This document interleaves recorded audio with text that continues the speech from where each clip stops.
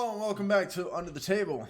This is a post-game talk show where we discuss King's Crossing, or whatever campaign we have going on at the time. We're currently King's Crossing. That is a Zweihander campaign, DM'd by myself, played by more than this. I don't know where everyone is. They know what time it is and where to be, and they're not here. Fred gave us a heads up, said he wouldn't be able to make it. Understood. As for Shifty and Tough Nuts, can we reach out to them? Maybe they'll pop in at some point. Yeah, let me go. I mean, we're all adults here, but I guess we'll... My arms aren't long enough. Yeah, I guess we'll hold their hands for a minute. People get busy. I'd love to. Are you going over to his house or something? Yeah, I can't reach. He just got up and left. Continent. He's like, "I'll go get him." Okay, maybe I'll try and reach. He is on another continent. Yeah, if you guys can reach out to him while I do the intro. Yeah, so we're here to talk about King's Crossing. So what we do is there's two groups that play through King's Crossing currently. One on Sundays and one on Tuesdays. Pickles is from the Sunday group. Adis is from the Tuesday group. So we have representatives from both. So that's good. Yeah. This is a session where we just kind of Q&A. Anyone's allowed to ask anything. Anyone's allowed to talk about anything. We actually have people watching the YouTube videos now and commenting. There was a really good comment. Yeah, I know. It's wild. People are actually like engaged. There was a really good comment on one of the videos, and I should have had this pulled up before. I'm going to try and grab it. Can we cut Grunkle? And the answer is no, of course. Can we cut Grunkle? He bought in. I think he's related to the one of the producers that runs the show. Yeah. We there, I got the comments. Okay, so yeah, this is a post-game talk show, Q&A, talk about notes if anyone missed anything or was like, hey, we heard something about this. What did we learn about it? Or like, you know, just so my character has correct notes. You guys can talk about anything. I won't give away spoilers, but we're allowed to basically open discussion. So, in the last week's episodes, we had 2 episodes go out. I believe it was 17 and 18. Does that sound right? Sounds about right. I'm trying to double check. It was 17 and 18. Yes, it was. Perfect. So 17 and 18. So 17 was Gnimwirt and Adarag. You guys were in Arwen's Rest. Let's discuss that one first, and then we'll get to 18. Sure. Yeah. So started off, we wanted to head down to the docks to follow a lead to try to get the ingredients for a petrification potion. So we had petrification remedy. Yes. Yeah. Thank you.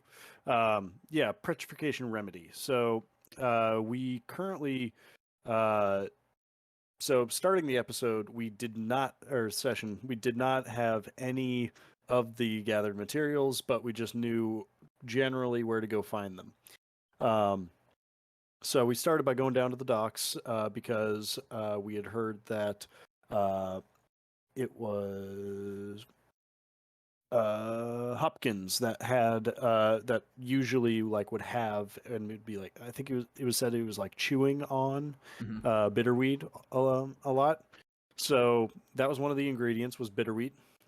So we went down to the docks, and that's when we saw How'd that go?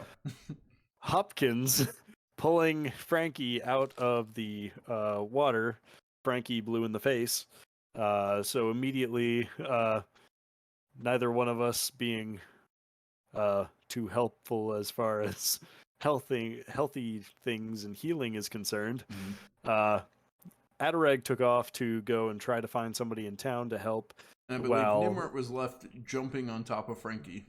Jumping on top of Frankie, yes. Trying to use all of his gnomish weight to try to... I was just like, yeah, this checks out. Yeah, the larger than your average Joe fisherman, a stout-bodied man. So Adarag was able to find Adacillin, the priestess of Inebria, and immediately tried to get her to help. Saw her, asked if she could help him, and what did she do? She did something. She was spreading pixie dust into a bowl at the fairgrounds, and what do we know about pixie dust? Pixie dust is a highly illegal drug. Oh, so delicious. Yes. She was putting it into a bowl, mixing it with something. Yeah. Ooh. Mixing it with something. And okay. Well, you don't. Grunkle's if Grunkle knew, he would be a convert. Great. Because there's more to the story. Yes. Oh no. So Adarag, enlisting the help of Adacillin, takes her back to Frankie, asks her to help him, and she dumps the bowl of pixie dust brew stuff onto Frankie, and basically they were like, what is that supposed to do? And she goes, I think it's supposed to help. And they're like, help who? Help who? And then Frankie sputters back to life. Well, who was it supposed to help? Oh wait, who is it supposed to help? Mateo. No. Pickles might be able to answer this one, actually. Pickles, what was the last thing you talked to Addison about?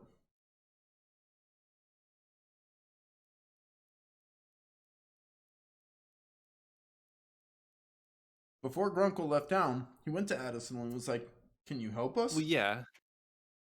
She was mixing that brew and she was like, it's supposed to help.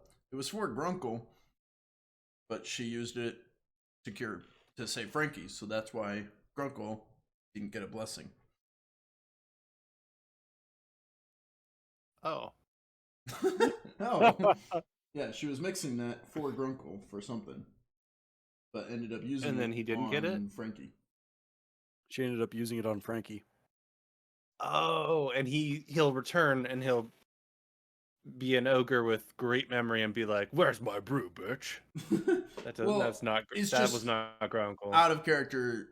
She was mixing it to do something to like pray, like, "Hey, bless them on their journey." Like, here's something that she was doing. Illegal drugs, giving them cocaine to make them have a good journey. Yeah. Yeah, it's more like PCP, but you know. Oh. Yeah. Well, neither drug brings people back from the dead, so Also true. Maybe PCP is a little closer. Yeah. I don't know. But anyways, so Frankie was able to be revived, and so he said that we also found out that he was drawn into the water somehow. We don't exactly know how or why he was, but he knows that it was almost like he was lured. At first, he was trying to tell us that, oh, he just fell asleep into the water. But then he was kind of shaky on that, so we pushed him a little bit further. He said that he was like almost entranced into the water, but then doesn't remember much from there, or at least that's what we were able to get out of him. And then so we told him and Hopkins. So Hopkins, who was this entire time was freaking out on the side, we told him to help Frankie over to Hobbs Lodge to get warm and dry off his clothes, and sent away sent away the guy they went there to see to get their item.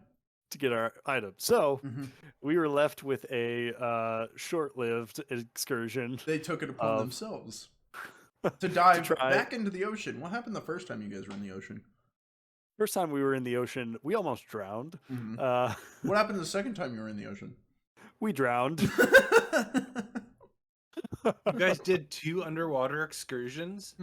Well, the first one we tried to stay above water, but the second one was intentionally down, and we just weren't able to make it. I was unable to make it back up. So then Gnimwirt dove in to save him. Also wasn't able to make it. It wasn't even able to make it to the location. Neither of them where are I strong was. swimmers. However, you did collect the item. But we did collect the item, and I still have my stiletto. That was a luck roll, pure luck roll. A pure luck roll to save my But stiletto. yes, they were drowning. I didn't make them expend fate points yet, even though they both rolled and were drowning. Instead, I pulled a rabbit out of a hat. Man? A fish out of a hat. A fish out of a hat. A special character that you guys technically weren't supposed to meet yet, but I wanted them to live. So yeah, and we appreciate that. I follow now. Yeah, so we do you? I mean, I get the device that you're describing narratively. Yeah. Mm-hmm.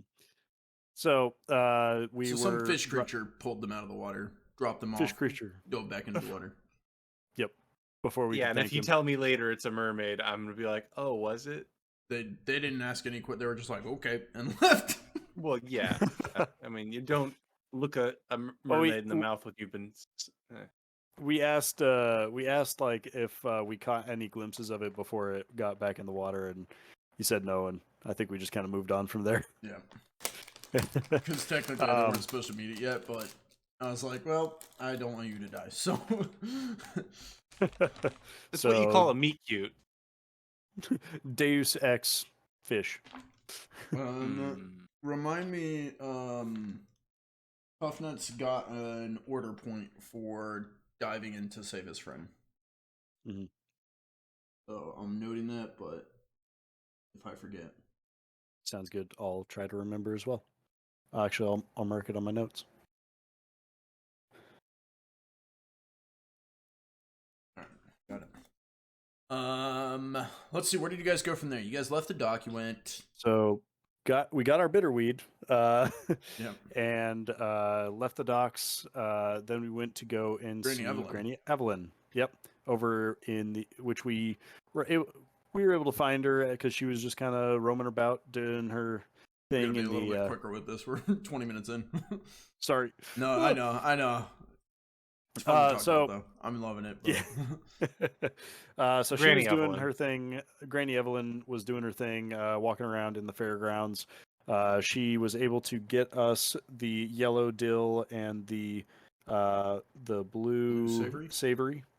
And the only thing that we had to get for the blue savory was we had to make her a chair that's better than Hopkins' chair, Frankie's chair, and Frankie's chair. Thank you. Frankie's chair, and we had to also win her a prize at the carnival. So that was that, and then while Gnimwirt got to work on building some. Before we get to the idea being, okay, if you promise to make me a chair and win me a prize at the festival, I'll give you this blue savory. Okay. Yeah. So she went, got the blue savory, gave it to him. He spent the entire rest of the game building this fucking chair. And I was like, no, go on the adventure. So then Gnimwirt decides to then he was trying to help. I know. He was like, oh, I thought she needed it now. I was like, no, you were supposed to go north, do the thing, come back. You guys never even left town. They were supposed to go out east, come back. They never came back. I was telling them at the end of their session, I was planning on this next week. I was going to reach out and be like, oh, you guys are all back in town for the festival. Let's do a conjoined group. Pick a day that works for everyone, and we'll do a conjoined session. You'll all be in the same place. But then you guys never left, and they never came back. So now you're not in the same place, and things didn't get done. And I was like, damn it. But as on the one hand, like, I'm the DM, and I can kind of pace things as I want. But on the other hand, there is a timeline, and there are things happening that I'm like, things are in motion right now. I can't pull back. Like, you guys got to get going. Yeah, you guys got to use your time wisely during this time because you guys know there are things at play. You know the festival is tonight. You know the blights are getting closer to town. You know the swamp dragons out there. That's why you guys are getting these other plans in order, like getting the drill, getting the noisemakers, so on and so forth. So you guys know it's a given to, obviously in most situations I can pace things and I can make it work, it wouldn't be a problem. But in this specific situation, I wanted there to be a timeline. Like I wanted there to be some kind of pressure on it. So it didn't work out the way I originally thought it would, but that's not a bad thing. Like, I'm not talking bad about either group. Like, you guys are having fun, you guys are doing things. Like, what you are doing is doing things. Like, you're not just sitting around like wasting time. Yep. Yeah. Well, we'll get to what his group was doing, but to wrap up yours, wrap up. Yeah, we then so while Gnimwirt was doing that, Adarag went in and looked through Bjorn's stuff. After getting some help from Valerice, he was able to determine that Bjorn did have Mammoth Nutmeg and Tundra Cassia, the two last ingredients that they needed. And then turns out his pack is made of Tundra Cassia. Yeah. So you didn't want to steal it from him. Didn't want to steal it from him, so I put it back into his bag. And then we took some time to kind of, and then I went down and went in search of some elastic sort of vines for upgrading my shepherd sling. They upgraded his shepherd sling using what? Using the vines of the purple flowers. Which purple flower? The one that was in town. That Grunkle shit. found. Oh shit! No, that's a bad thing. Did I not make it clear to you? Oh yeah. Okay, yeah. I'm okay. So he's now wearing a wrist rocket using components from that purple flower that Grunkle popped. Yeah. Yeah. And then that kind of wraps up our session with us kind of getting ready for the festival. Adarag getting ready to go and try his luck at the throne like accuracy game. Yeah, if I remember right, they're both trying to cheat. He yeah. built himself he was like, Gnimwirt, build me a super accurate wrist rocket so I can win the shooting contest. And then Gnimwirt looks over his things and he goes, wait, I get bonuses when I count cards and cheat? I was like, both of them are going to the festival to cheat. The other party didn't go to the festival. What did they do? Okay, so yeah, it's my time to talk, Cat. Thank you. You look like one of them evil villains over there with your cat on your swivel chair. It's her choice, it's not mine. Yeah. Oh, okay. You're here now. Yeah, she demands it many times a day, and she's such a sweetie pie, I can't resist. But anyways, she lets me be closer to the microphone when it's my turn to talk. So we did a lot of back and forth, and so we started out going to the crossroads, which is populated by the enemy of Wilford, played by Shifty. So it was immediately a tense situation where two people here are not guilty and one person is guilty, but also the two people are super, super freaking guilty because we slaughtered the people in a very difficult high-level challenge fight. We slaughtered them. And did not loot their bodies, well, one of us ate some of the body, but that's not really looting. That's not relevant. They described it as mutilating. So Grunkle's they were like, very, they're very murderers guilty out here, and they mutilated the bodies. Like, you guys should be careful. Grunkle's just a casual ogre. No, Grunkle played it very concerned. Yeah, he's like, I need to go watch out for my friends. They're in danger. Yeah, so we get to town, and Grunkle sees that there's a basic layout. There's the people who are doing recreation. There's the people who are just drinking and socializing. There's it's a small encampment. There's a wagon, I guess, and a tent. The tent wasn't immediately apparent to me, but I'm as Grunkle. My brain is like half on, half off. So it's you were looking for things, and I gave you it. I didn't even make you roll because you had the military experience. Grunkle looked around and was like, "There." Yeah, I appreciated that. You described it in a way that made sense for Grunkle's intelligence and view. And yeah, I like that. I really like that general area, like the concept of this. And maybe it's because I've been playing Battle Brothers so much, where it's like I come to the encampment. And it's like, okay, so what do you guys offer? Do you got an armor smith? No, you got a temple though. Okay, we can heal people's wounds. There goes my money. And so like, yeah, it's a fun, small social area, but Grunkle was the only one who really interacted much because the They moment, left immediately. yeah, well, to be fair, Wilfer didn't want to be there at all, so he's looking for any excuse. And then Torvekek saw a bear sloth pig boar. Hold on, bear sloth boar. Did with the goat horns? Is that what you Boar said? with goat horns and bear paws. Goat horns. Okay, yeah. Mm. I guess I Big put sloth as the mid body part because that made the most sense to me to like for the general framework of how this thing would be lumbering along because it just barreled in. He rolled a super dodge or something, and it like went past him, and glanced it off its nobody shield else as saw it it. tried to gore him as it ran by. He even questioned you. He said, "Like, what am I rolling resolve for?" Yeah, it was to And see how he handled the situation, and he passed, and it was like it didn't affect, like it didn't have any negative effects on him. yeah, but it was a moment where like I thought that's how like I run my table when I'm running my game is I'll often just ask you guys to make rolls, even if you don't know what the apparent outcome or conflict is yet. Yeah. So that was just a moment where I was like, It was also like, yeah, did he even see it? Like, if his resolve like was a fail, maybe he didn't even see it and nothing happened. Like, or maybe he just felt a breeze run through him or something. You know. well, resolve feels like one of those ones where it's you never want to be told to roll that. Yeah, it just was because mainly that's like one of those he like saw it you, and he maintained his composure. Like he didn't like yeah. like wasn't traumatizing or anything. But yeah, Boar ran through him and took off back towards a glade where he had he had what's the word? He had he had desecrated the shrine accidentally in a drug induced haze, psychedelic, like dwarves.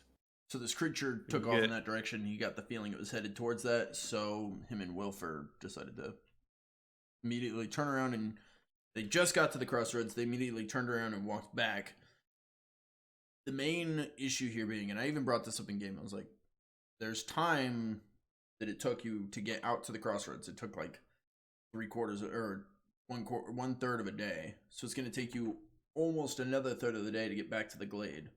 And then going back. So that's why I was like, are you sure? Because there's a timeline. But they wanted to do it, and that's perfectly fine. There's no wrong answer. There was urgency, though. There was urgency. Like a monster running towards that is like, oh, Bjorn was there. Do we know if he fully left? Maybe he came back to grab a few more samples. Like he's like, oh, I'm Bjorn. I move slowly. I'm gonna slowly shuffle back, grab a few more mushrooms. Oh, shit. And then we'd be like, well, yeah, well, we're heroes. So I feel like the urgency of that. Intended the urgency to be, okay, we should stop by there maybe again on the way home.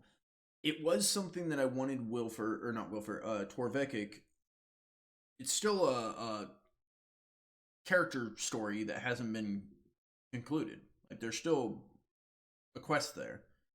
And when you guys were, I believe it was in a previous Under the Table that you guys were like, hey, make us maybe have a dream about it. Like our unconscious is still working on it. So we still know, okay.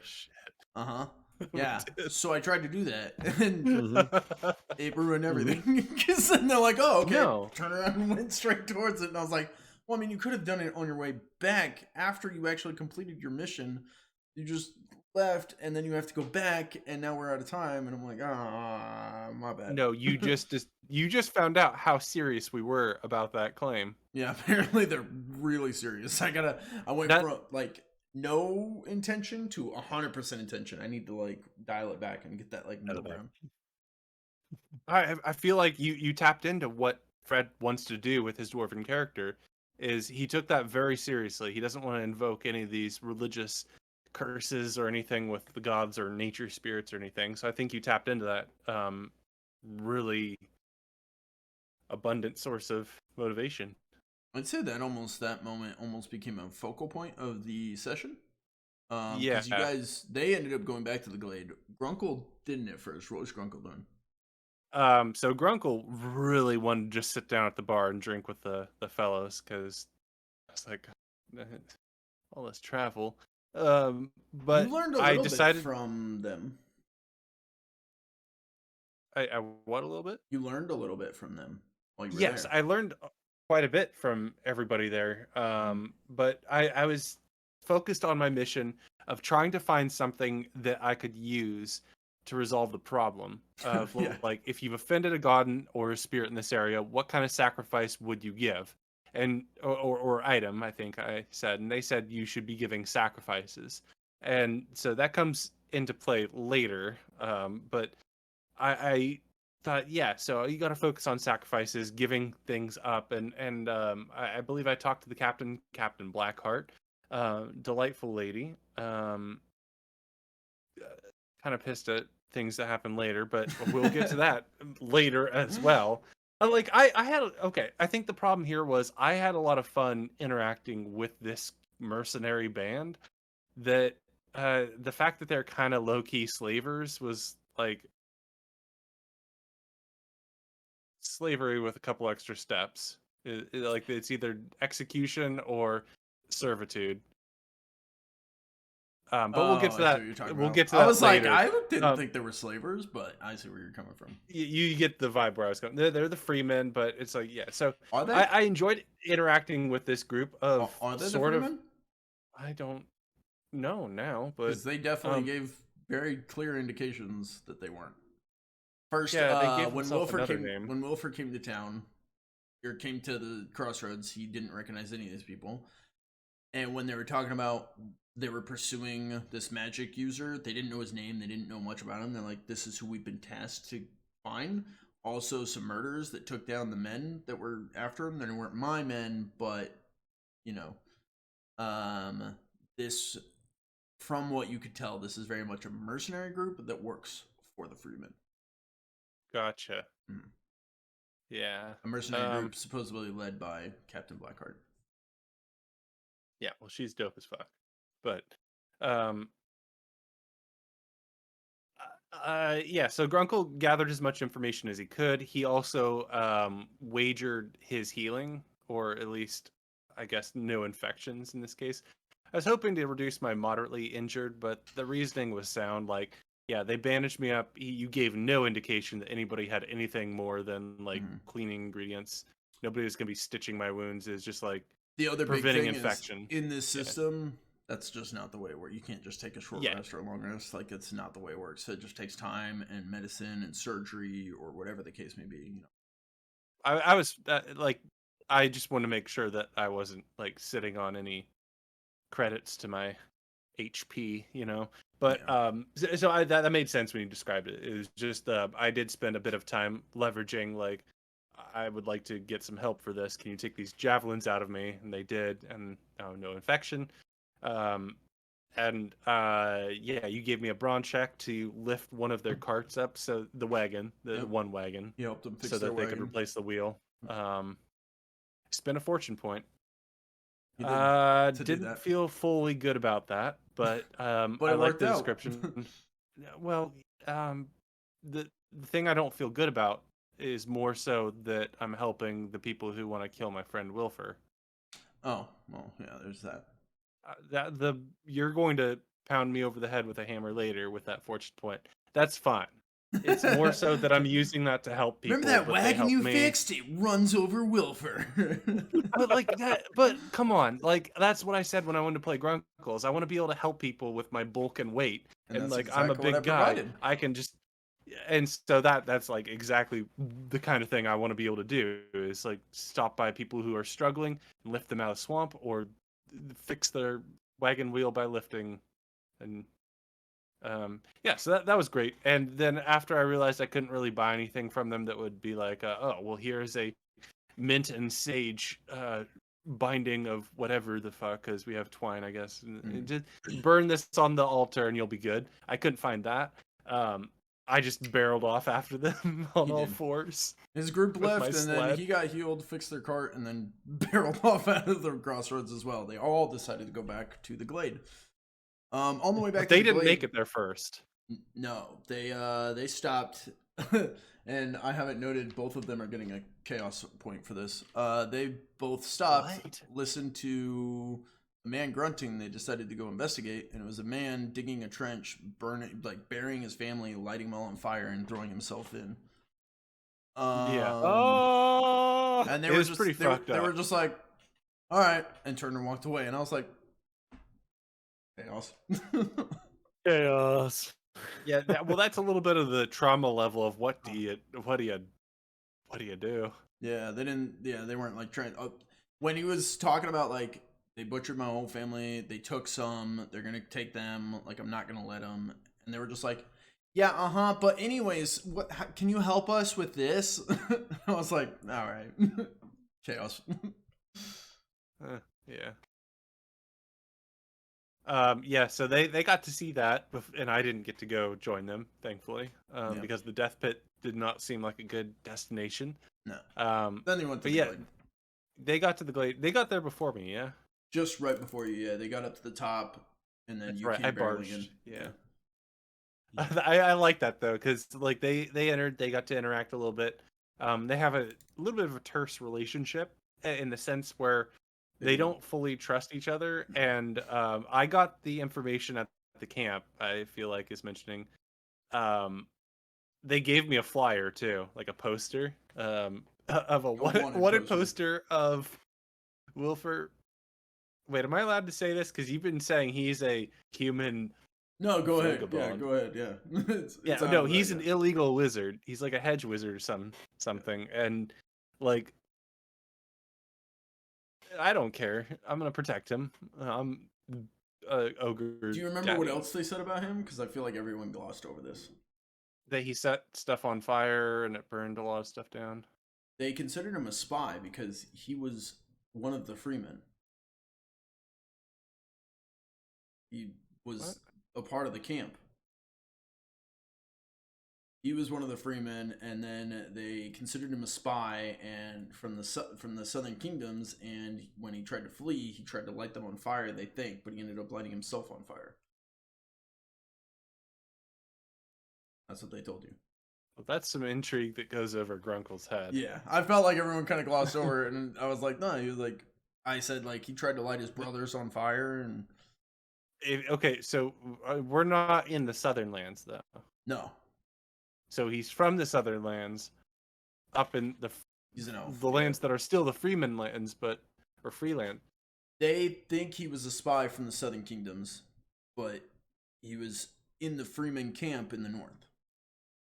Okay, yeah, and we're in the north. Is this Arwen's Rest centric? No, we really need a map. So, southern kingdoms, west coast, northwest, think Oregon, Washington area. That's where the free land is. Oh, that's cute. Yeah, there's a bit of wild land out there. Yeah. Hopefully that made sense. Yeah, so I don't think they really got too far. They were arguing mostly at the shrine area, and then Grunkle came in like a wrecking ball with his sled. As soon as Torvekek stopped, got down, started praying, Grunkle came charging in. And then you guys proceeded to argue for a bit more, and it ended with a genius plan. Yeah, I'm sitting here like, I don't even know what you guys decided to do. If I'm honest. So I came up with the most genius plan I think possible, because you can tell by the fact that I had no idea what was going on. My argument was that I've been told in this land that you have to make a sacrifice in order to make things right with spirits and gods and some light. Gods. Yeah. I said it depends on the gods. Some gods, possibly, if they're worshiping like tree spirits, maybe tree stuff. Yeah. So I thought about breaking my staff initially and being like wood for wood, but I was like, they're gonna just make dick jokes at me. But I won't break your staff, Pickles. Well, and also apparently with Grunkle, it's just sacrifice your equipment, even though you have like a desperation for equipment.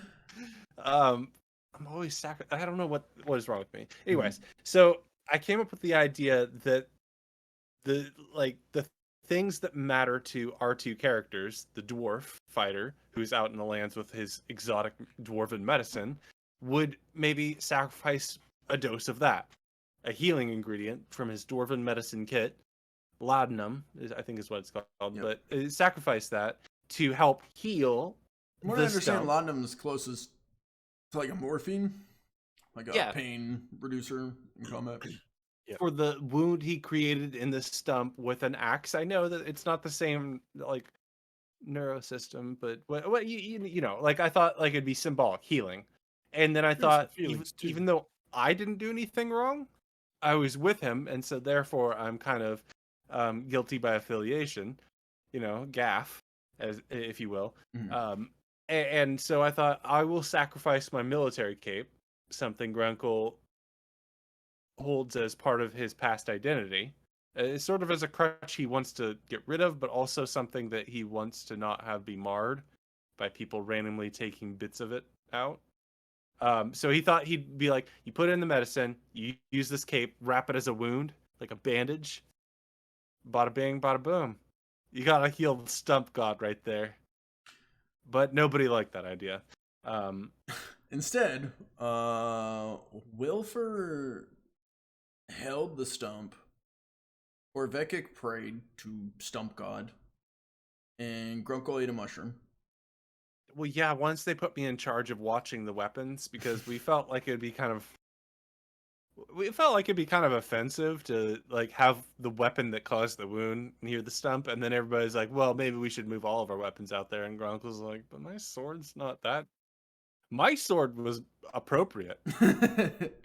So they started doing that, and it was actually Grunkle who saw a vision. Because I was eating mushrooms in the field because I felt put out. And when Grunkle feels put out, he starts eating things even if it starts to fall under pica disorder. Mm-hmm. Pica disorder is where you eat matter that has you eat matter that has no nutritional value, like rocks or dirt. The more no, it's more like eating the plastic around it would be but that literally. Oh, well, what is that? Whiskey. That has nutritional value. Don't. How is that tube whiskey?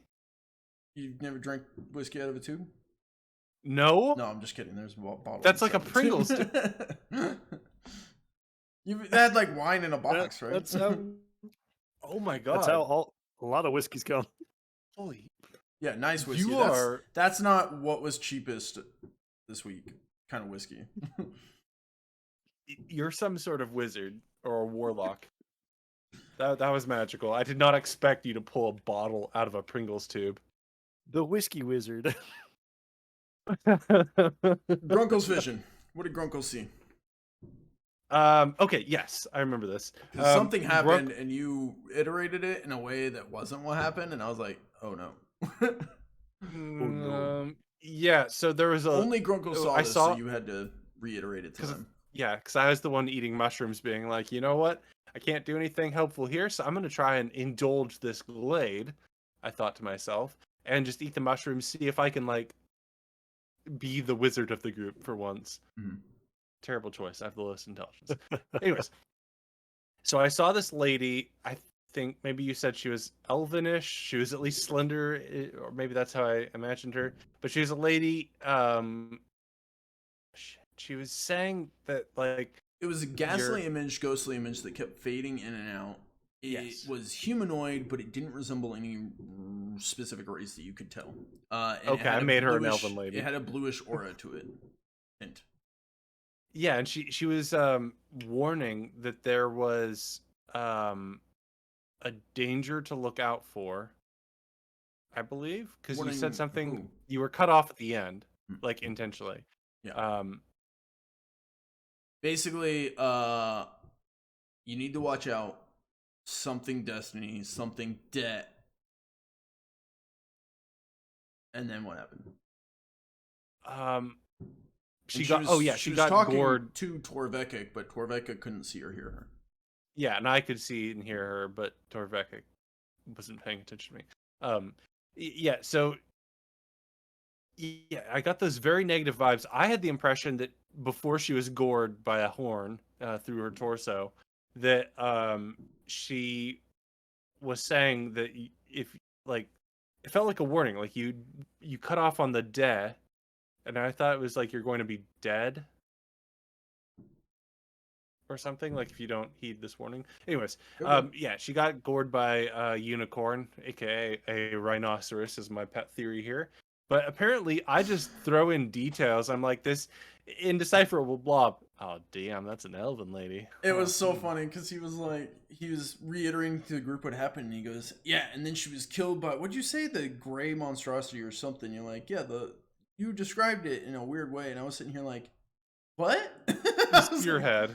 Yeah, the spear. She was gored by the spearhead, the gray spearhead, and I'm sitting here like, "Who?" I didn't say that. He said I didn't know what a rhino was, so I couldn't just be hey, unicorn rhino thing. I don't know. I was sitting here going, I don't even know what he's talking about. I feel like I make a lot of meta jokes as it What is, else? and so it's like, what else had horns in this episode? The goat horn freaking sloth bear. Okay, but the sloth part was also me inserting my part. Yeah, too. elven woman, not true. Sloth bear, not true. Not true. Rhino, not true. Best friendship with Captain Blackheart, not true. What, talking with Grunkle is like playing telephone, but Grunkle's like 20 people by himself, so from hearing to giving the information, you never know what you're gonna get. I really do put on my dunce hat with that. It's great. It's wonderful. It keeps it interesting because he's like the gray spear. No, not you, Siri. Is like the gray spearhead, and I was like, what? Took me a second. So stupid. It's pretty great. I was sitting here like, what did he see? I didn't see that. Like, I'm hearing that now, and it's like, wow. Really, man? Like, come on. I mean, that's the dumbest. To be fair, interpretation. Grunkle didn't see what gored her, just saw a horn go through her, and she collapsed and didn't give any more message, and it dissipated away. So Grunkle could have taken away, gray spearhead. Yeah, but he saw the spearhead. He slashed a spearhead. You did, and you almost ate one. Yeah, but Grunkle has preferences. Oh yeah, we didn't talk about that. Yeah, they came across a party of, was that? No, that was last episode. Did we not do a under the table? No, we did, but I think I kind of revealed that I had motivations for not eating any of them this session. Were you guys not together for the last under the table? We talked about when we. We did. Yeah, the kobold group that they encountered. Yeah. Yeah, okay. I was like, and Grunkle specifically threatened to eat a few of those, but then he backed out. His not action was like, I'm gonna bite one of them. you've threatened to eat. We got back to the. I'm gonna push this along because we still have questions to get to, and we're almost at the end. So they finished up at the glade. They ended up leaving. Wilfer was wanting to stay there, but they noticed this glade where there had been like some aura of protection. Bjorn had actually talked to Wilfer about this. I wish they were here, but Bjorn had talked to Wilfer and was like, the aura here is fading, and so he was gonna leave and head back to town. He was like, it's no longer safe here. So when Wilfer was like, I'm gonna stay here, and a fog was creeping through the swamp, and the tendrils started seeping into the glade, and that's when Shifty was like, yeah, I'm gonna go. And so he tagged along with you guys as you walked through the fog east back to the crossroads that you had already been to once. We were going back again. There and back again. A grumpy tale. Yeah, that was a bad time, finding out that he had to join us to the camp that perhaps wanted to kill him. But he did, and we all made it there with no problems or anything because we're stomping this trail with our footprints, and I like that. I like that there are times where we can finally No, I was going to say, that's a good point. You guys were able to easily traverse the swamp because we had our swampy shoes, and I did check that. I was like, I don't remember this bullshit at all. And then I looked at it, I'm like, oh, this is great bullshit. This is the bullshit that I have in my inventory because I don't. The other party I got them. Made you shoes.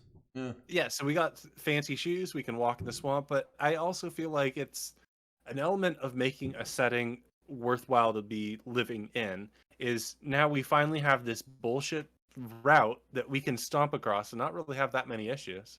The more we transverse it, easier it becomes. Traverse. Yeah. Yeah. So yeah, you guys got back to the crossroads, partook in some drinking, and then we had a bit of drama to end the session on. Yeah, we had some very good drink descriptions from you, and so you can't just breeze past that. Thank you. Like I went there immediately because I was like, we got a drink, and then your descriptions brought in the dwarf who was like, that was the other note, that these people aren't from here and aren't freemen of the freelands. Their ale is foreign. Yes, and ale they brought with I them. said it was lavender. You did, but I didn't. Yeah, I did. I said it was foreign ingredients, that you've been from Rockcar and you've been in the Freelands and you don't recognize these ingredients. You're like, this isn't from here. Oh, and ogres would definitely know of lavender. Maybe. Bathhouses and all. Yeah, totally. Come on. Yeah, I should have known that. Yeah, of course. Yeah. Yes. So we had some good fun, and then I think Grunkle picked up that Dibs was going into the captain's tent and fucking around. So I went to resolve this because I am a hero and I don't like that fucking around. And granted, earlier telling Dibs, don't be a snitch. And then God, yes, because because I did share with the group that Wilfer is a wanted illegal wizard, and Dibs is like, illegal lizard, and I'm like, God. He's like, illegal lizard. Yes, not you. Great moment. But Grunkle made a show of it by eating the poster that they'd given him, because he has the ability to eat anything. It's when the group found out that if they turn in Wilfer, there's a reward. But I ate it before anybody was able to read it, and I did not share the money number. I think I told them 5 brass coins. Yeah, none of them can read, but I said 5 brass coins to protect him, because Dibs was like, 5 whole shinies? Yeah, no, and I said no, crude shinies, and they're not great at all. I was like, I'm trying to protect everybody in my crew, and everybody's like, oh, well, we need to kill Wilfer. I'm like, no. Torvekek and him are aiming weapons at each other. Dibs is over there counting the reward. And it's hard being the one guy who's like, yeah, so Dibs is trying to steal. I go to confront him and save the lady, Captain Blackheart, who's a comrade sort of at this point because she's helped me and given me free alcohol, sort of ish. I think I gave a silver coin for a bunch of you did give them 3 silver, I believe. Yeah, I'm pretty sure I pounded down all 3 silver so everybody could have drinks. I need to get more money. The camp. The tent. Me too. But yeah, so he Dibs was stealing from her, and while she was there, because I was trying to help her out and I was trying to stop him from committing crimes in the process, but he was mid-process, so it made him look guilty, and I was like, okay, I'll take responsibility for him. And I they were gonna kill him, but I was like, no, let me make him better, and by the time I make him better, then he can help your crew, because you don't want him now because he's a worthless piece of chaos. He's a Blake character. He's rude. No, Dibs, not rude. He causes trouble constantly. No. That's the one thing of a Blake character. You wanted to take him. You took Dibs from them. Yes, I chose that because I thought I could improve him, even though I have years of experience with this exact thing. And so the general concept being, the general concept being, Dibs was sneaking in there to do what he does, and Grunkle walked over and was like, "There's a Dibs in your tent," and she turned around and Dibs was like, "What the fuck?" I'm a hero. I'm trying to be a hero here. No, it's all perfectly fine. Like I said, you guys don't do anything wrong. Like, there's no wrong answer here. I feel like I did something wrong. Go ahead. We'll get to that. So then she turns around. She just thinks it's like a monster, like a lizard thing. Like, she's not from this land, remember? So she's like, and grabs out a sword. Like, thanks, Grunkle. And then you're like speaking for it, and she goes, "Is this your like friend, your pet? Like, what is happening right now?" Mm-hmm. And you're like, "Yeah, I'm responsible for him." She goes, "Oh, okay. Like, why is he looting my tent? Like, what is going on right now?" And then you explained everything, and she goes, "Okay, usually, if you're caught thieving, like, you would have a court, but I'm here and I saw it, so he's guilty. So normally for this kind of thing, it would be, death or dismemberment or something, but you've spoken well in his defense, and that's where I wanted to give you an order point, if I didn't already. Well, that's sweet. Thank you. You're getting an order point for going to court for dibs. Yep. My goal was to use a bureaucratic nightmare. I have it written. You're getting an order point, so mark that down. We need to add that to your character sheet. And and Grunkle said if he's not, initially it was going to be like, okay, I'll train once he's disciplined and orderly, then I'll bring him to you. Mm-hmm. So the idea he'll never be. Yeah. So I tried to do that's that. That's why she put a time limit on it. And so Grunkle offered. I think he told them. Yeah, she's a black heart. Yeah. So, and that's another thing. She can read and write because she wrote out a contract, and she was like, okay, basically, okay, if we're not, dismembering her, there's still got to be a punishment. There's got to be something. And so she was like, she is thinking what's best for her group, and she goes, he can come serve just a tour of duty in the Lost Sons and be one of us and go on a tour of duty and then come back and, obviously during that time he'll, earn keep, he'll earn money, you get paid, you're a mercenary, and then he'd come back with that. And so you said, I'll go train him so that he can actually be useful to you. He goes, okay, I'll give you 6 months and then we'll come and he'll serve a tour of duty and then come back. And that could go any way throughout the campaign. I mean, if we get to that point, he could not go, he could, go AWOL, whatever, or he could go and be gone for a while from the story, or maybe you guys encounter him sometime later, or and then maybe he comes back and he's like a distinguished mercenary now, and he's like, look at my spoils of war, bitches. It could go a bunch of different ways, but something happened following the court. So the document was signed, we're in agreement. And then Grunkle got his hands on dibs. I felt pissed off. I'm trying to make good impressions. And what happened? No, I didn't beat his face in. No. Okay, I'm spending all this effort trying to make good friends, good contacts. I'm a hero. I'm a good guy. I make good company. My dwarf friend, he's a little bit grim. I'm just sitting here thinking, before you continue this thought, hold it. I'm just thinking, this is like their child that they brought into the group and into the camp, and they're like, hey, we brought a dibs. And you're like, okay, we'll take him out for, a stroll in the woods for a bit. And then this happened. And now you've signed him up for mercenary work? Obligated mercenary tours? That's not all he did.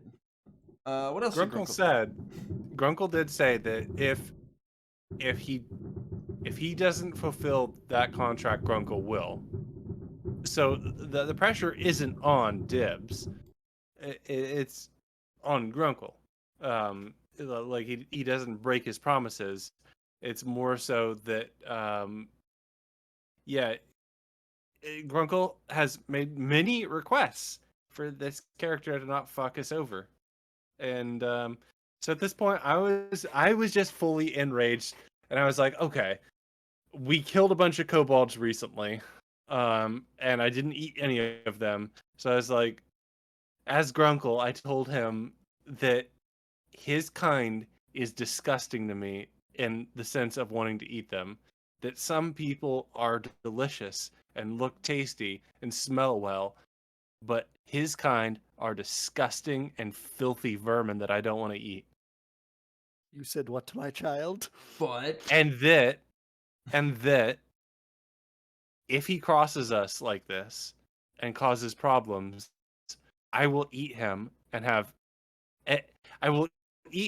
hate every moment of it on purpose. And then what and after I said that, I was kind of like, uh-oh. And then his demeanor changed immediately to being like from carefree and joyous to, uh-oh. Okay, Grunkle. Uh-oh. Whatever you say, Grunkle. I made him into dark dibs, is what I'm saying.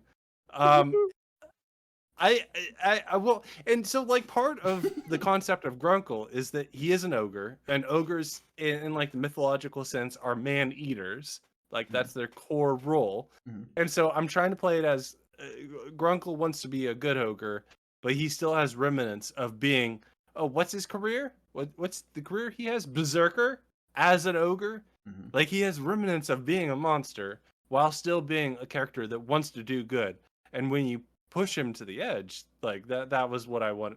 That's what I wanted, but now I feel so guilty because I as a human, I'm not an actual ogre. This is all CGI making me look bigger like this.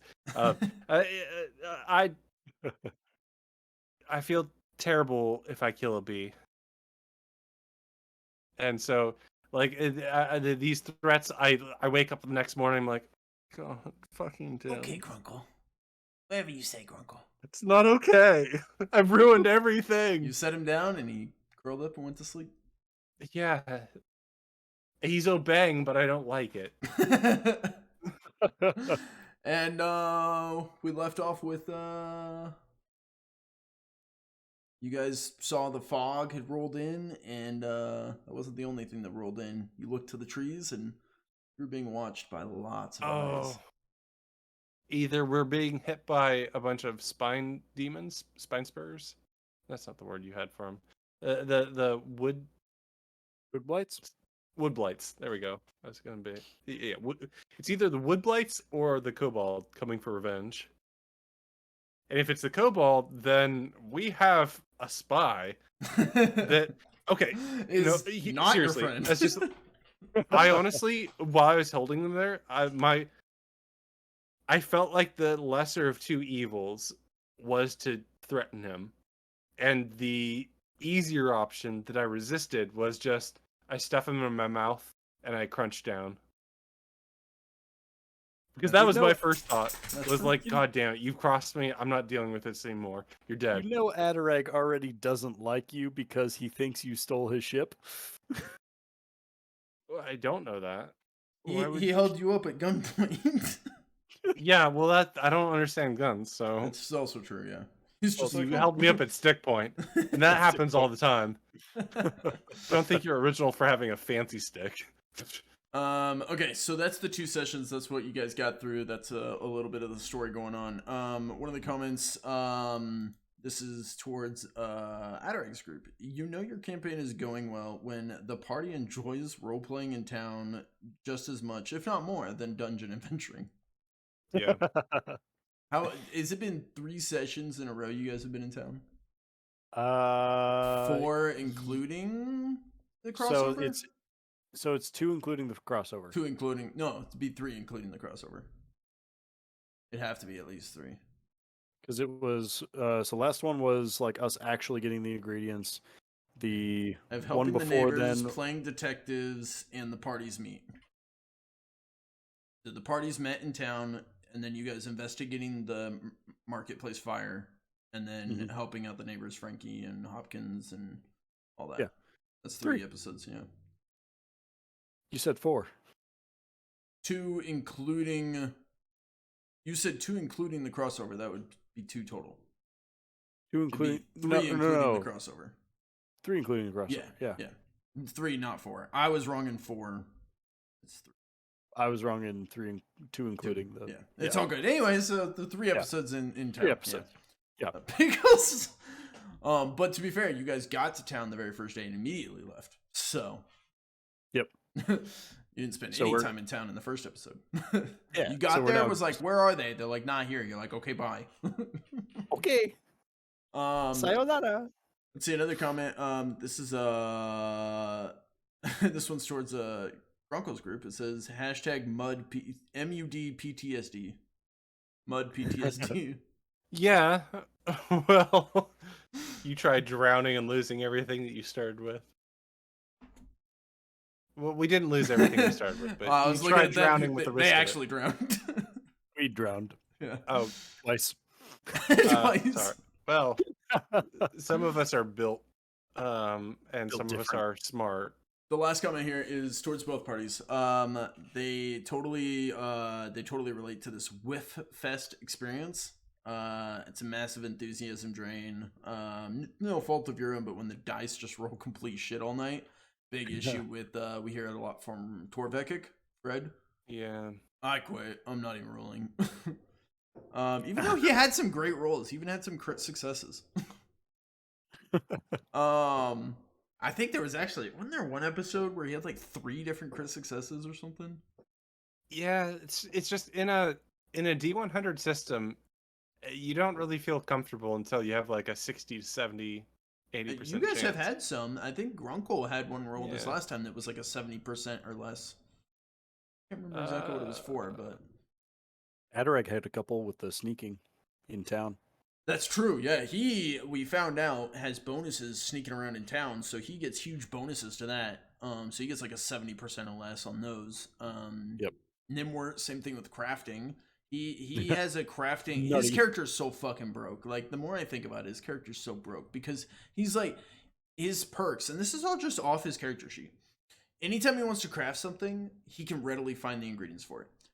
Anytime he rolls, he has the bonuses to it, like plus 15 here, like whatever. And then anytime he succeeds, it's counted as a critical success. And anytime he rolls, I think it's a flip to succeed. Flip to success. Yeah. And I'm like, how am I supposed to? I build a tank. Okay. Like, I can't stop. You just roll for it, and you're gonna win. I build a space shuttle. All right, it takes you a couple years, but sure. But you do.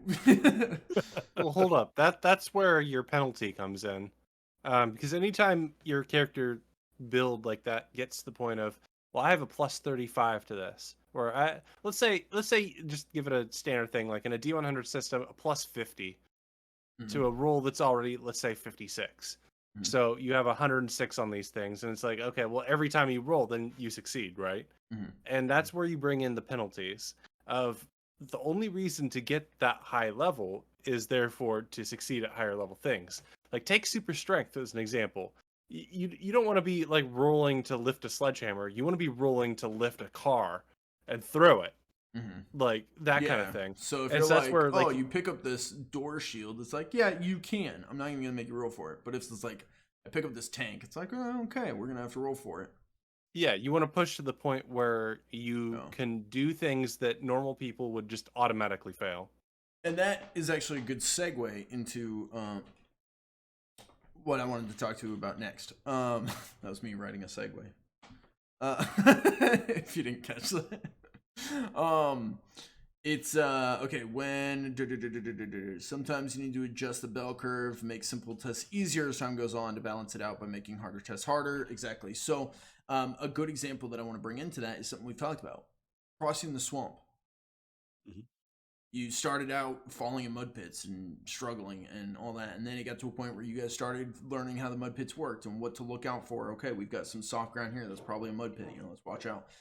To now you have mud boots that you're able to cross, and I'm not even making you really like look where you walk and like check for things because you've gained experience in how to traverse it. A good example is Adarag's group. They actually worked with some of the townsfolk on how do you guys cross the mud, and they showed them, and then they started doing it. Granted, you guys struggled with it for a bit, but we still struggled. Yeah, but then they ended up. That's why I think that's why you Gnimwirt invented the boots, because they were like, "Fuck this." Yeah, because I was thinking, I was misunderstanding that at first. You were describing it, and I read that as like the kids were like leaning back and like burning. He's like, "Oh, we just have to burn you through the swamp," and I was like, "Why would I make you know?" I mean, that's hilarious, but. So the idea being, you guys used to have to roll for just like to cross the swamp and like struggling, and but now you guys are. I mean, I don't know if you've noticed, but you're just crossing the swamp at this point. Yeah. And granted, it's only been a couple days, but I wanted it. You guys have the experience. You're starting to learn the land, and you're equipped with the gear to be able to cross it better. So that's where the rolls are getting easier. Things are getting easier. Okay, I'm not making you roll for that. Now, granted, if you like try and jump a pit or something, okay, you might have to roll for those kinds of things. Things like Grunkle going into the camp and being like, okay, how do I know where the captain is? I'm not even going to make you roll because you have this experience. You have the training to figure out where would the captain be in a military camp. That's something Grunkle would know.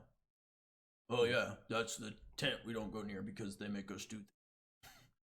Yeah, yeah, I did appreciate that. Yeah. Implied knowledge. Yeah, I think that's a big one that I will try and implement for each character. Because I mean, you guys have backgrounds, you have places, like Adarag. If it's like, where, who here seems like a shifty person? Okay, Adarag comes from the criminal underworld. Like he would have a better gauge on what shifty characters might do, like their techniques, their, like, oh, that guy standing over there with his foot against the wall is actually a lookout. That's a classic lookout like point, and that's where I would be if I was looking out. So I wonder if he's up to something. Like that's something that Adarag would pick up on where Grunkle wouldn't. Yeah. Right? Yep. So, that is the comments for today. That's what we had. Do you guys have any questions? Anything you guys wanted to build off of, roll off of? I have to jump off, but yeah, I figured we'd be wrapping. Oh yeah, we're way over. Yeah. All right, we'll wrap up there. No worries. Thank you for watching. This is Drinks and Discussions. No, this isn't. This is Under the Table. What'd you say? Yeah, Under the Table. I was apologizing to Adis because he had something he wanted to say. I feel bad now. We'll talk later. We'll talk later. For those of you watching, you don't get to know. Thank you for watching Under the Table with Adis and Mr. Pickles. Sorry the others couldn't make it. Not sure where they're at, but hopefully they'll be here next week. You can catch their episodes on YouTube at The Official Rathnar, and you can catch them live on streams Sundays at 7 p.m. Eastern and Tuesdays at 7 p.m. Eastern. That's all we got for you guys. Go check out And I Took That Personally on Spotify and Apple Podcasts. And join us in the Discord. That's all I got. Have a good night. I love you. Cheers.